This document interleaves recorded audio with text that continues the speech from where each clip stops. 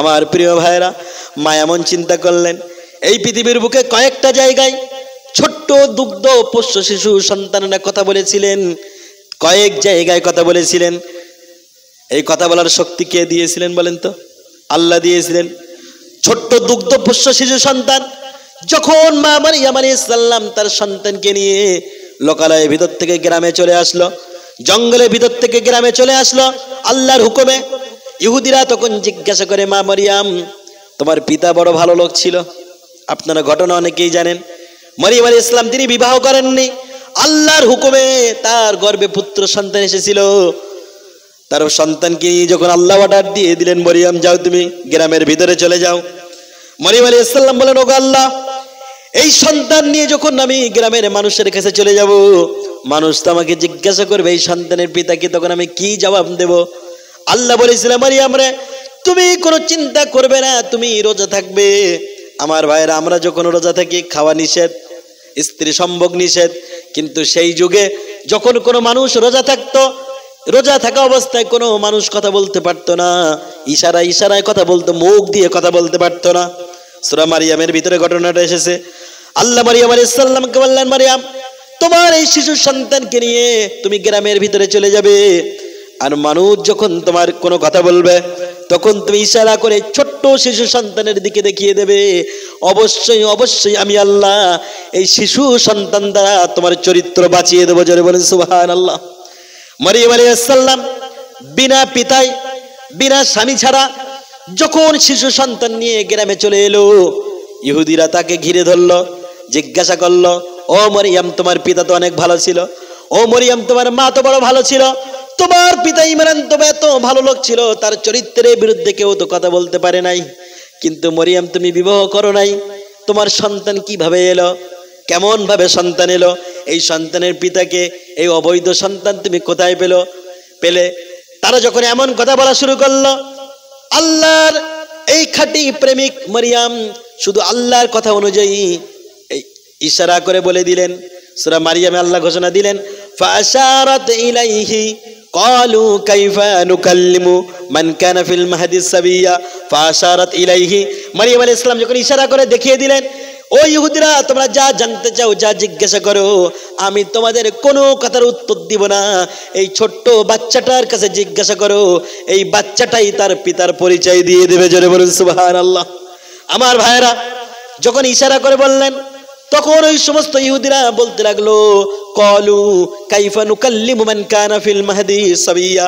ও মারিয়াম, এই ছোট্টাই দোলনাতে থাকা, ছোট্ট বাচ্চা দোলনাতে থাকা এমন শিশু সন্তান কিভাবে তার পরিচয় দেবে, তার পিতৃ পরিচয় সে কিভাবে দেবে?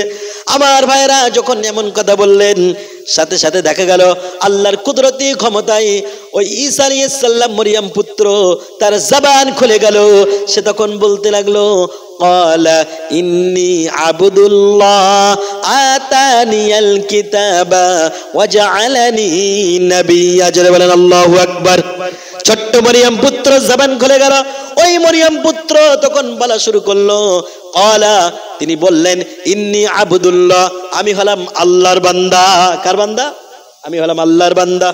ইহুদিরা দেখে, আহারে ছোট্ট দুগ্ধ শিশু সন্তান, মাত্র 40 দিন বয়স, 40 থেকে 41 দিন বয়স, এমন শিশু সন্তান, সে তো পরিচয় দিচ্ছে যে আমি হলাম আল্লাহর বান্দা। কার বান্দা?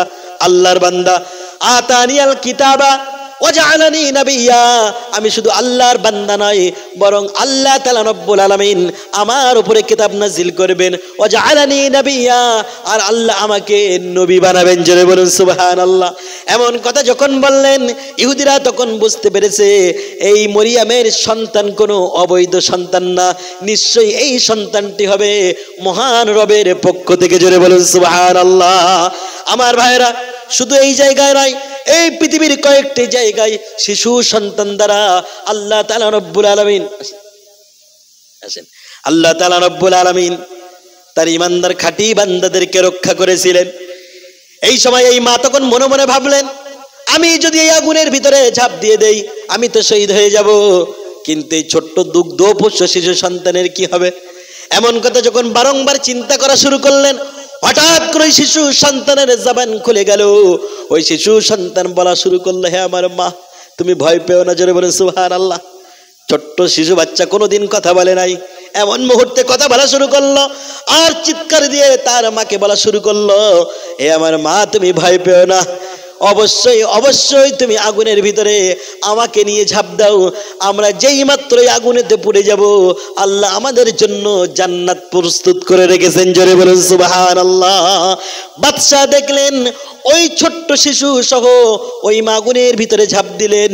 আমার প্রিয় ভাইরা, আমি বলতে চাই, একটা কোরআন আয়াত পড়েছিলাম সূরা হামিম সাজদা থেকে, যখন কোন পৃথিবীর মানুষ আল্লাহকে রব বলে মেনে নেবে, আল্লাহকে যখন রব বলে স্বীকার করে নেবে, তখন তার উপরে বিপদ আসবে, মৃত্যু আসবে, ঘুম আসবে, গুণ আসবে, হুমকি আসবে, ধমকি আসবে। তারপরও যখন সে আল্লাহকে রব বলে মেনে নেবার পর ওই কথার প্রতি অবিচল থাকবে, তখন আল্লাহর তরফ থেকে ফেরেশতারা নাজিল হবে, নাজিল হয়ে বলবে, আল্লাহ তাখাফু ওয়ালা তাহজানু, ভয় পেও না, চিন্তাগ্রস্ত হও না, হতাশ হও না, وأبشروا بالجنة التي كنتم توعدون, আর আল্লাহর জান্নাতের সুসংবাদ গ্রহণ করো যে জান্নাতের ওয়াদা আল্লাহ করেছেন। জোরে বলুন সুবহানাল্লাহ। আমার প্রিয় ভাই,